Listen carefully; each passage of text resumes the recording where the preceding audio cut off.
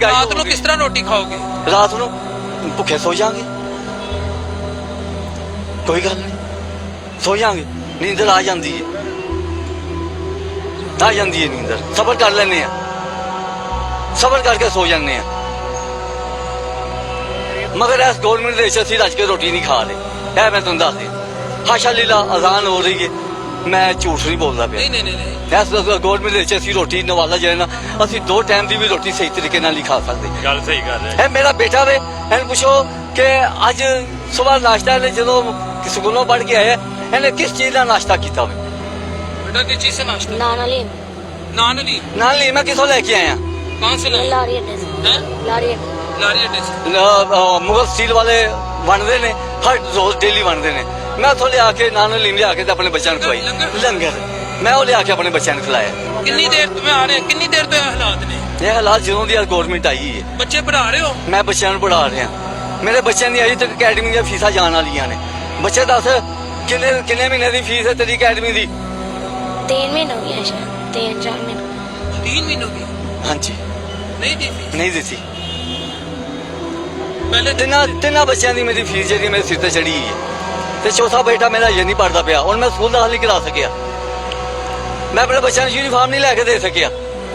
मैं स्टेशन लैनी हो तो मैं परेशान होया, मैं किस तरह स्टेशन लवां बच्चों की।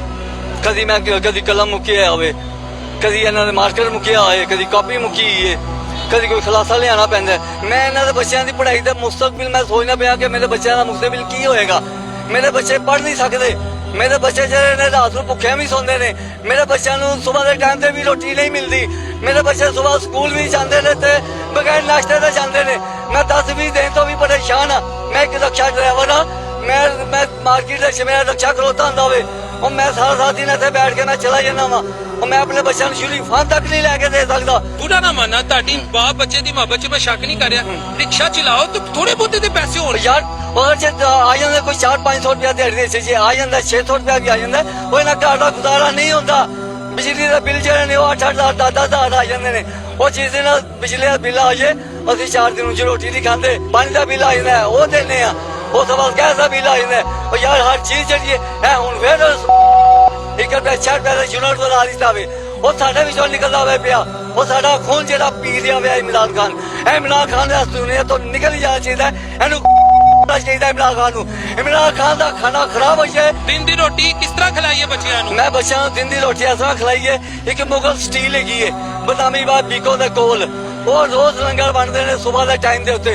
मैं उतो नान हलीम लिया के अपने बच्चों को दोपहर का खाना खवाना, नाल वही नाश्ता ते वही मेरे बच्चों का दोपहर का खाना होंदा वे। कोई रात दा। तो रात का अगर मिल जाए, कम लग जाए तो फिर रात को बच्चों को खवा देना वा।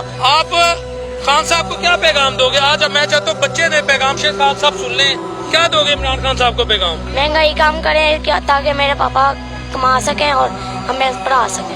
यानी कह लेंगे इनकी रोटी रोजी पूरी नहीं हो रही, और इनकी रोटी रोजी का जो मरकज है वो लंगर खाने हैं, ऐसे ही है जी। कहते जी लंगर खानों से अब हम अपनी रोटी रोजी पूरी करते। खान साहब आपके लंगर खाने नहीं, आपके बनाए लंगर खाने नहीं, जो यहाँ मखैर हजरात लंगर खाने बनाते हैं वहाँ से अपनी रोटी रोजी पूरी करते हैं। तो लेकिन ऐसा नहीं होना चाहिए, हर बंदे को इतनी फैसिलिटी ज़रूर मिलनी चाहिए कि कम अज़ कम वो अपनी रोटी रोजी खुद पूरी कर सके। अगर लंगर खाने पे कौम लग गई, या लोगों अगर हमारी जो इस वक्त कौम है इसकी लंगर खाने पे आदत लग गई, तो ये कौम खुदा की कसम उठ नहीं सकेगी। ये मैं आपको बता दूं, ये लंगर खाने पे किसी को ना लगाएं, इनको अपने पाँव पे खड़ा करें। लंगर खाने it doesn't make any sense, मैं सच्ची बात कर रहा हूँ, मेरी राय हो सकता है मैं गलत हूँ।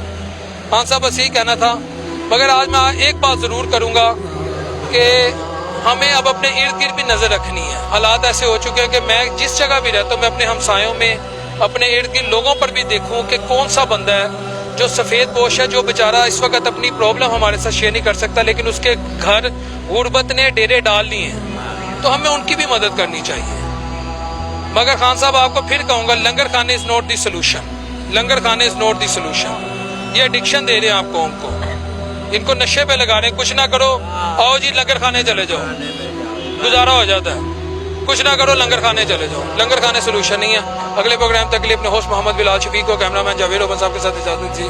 अल्लाह ने की मान।